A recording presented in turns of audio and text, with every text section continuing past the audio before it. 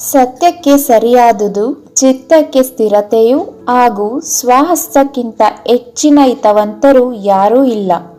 ಅದರಂತೆ ಪರದೈವಕ್ಕೆ ಶಿವಶರಣರನ್ನುಳಿದು ಯಾರೂ ಇಲ್ಲ.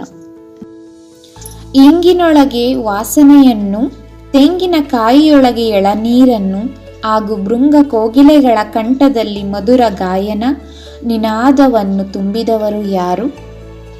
ಭಕ್ತಿ, ದಾನ, ಧರ್ಮಗಳೇ ಮೊದಲಾದವುಗಳಲ್ಲಿ ನಾನು ಎಂಬ ಅಹಂಕಾರವಿರಬಾರದು. ಮನುಷ್ಯನು ತನ್ನಲ್ಲಿಯ ನಾನು ಎಂಬ ಗರ್ವದ ರೋಗದಿಂದ ಪಾರಾದರೆ ಅವನಿಗೆ ಗುರುಬೋಧೆಯ ಫಲವು ತಾನಾಗಿಯೇ ದೊರೆಯುವುದು.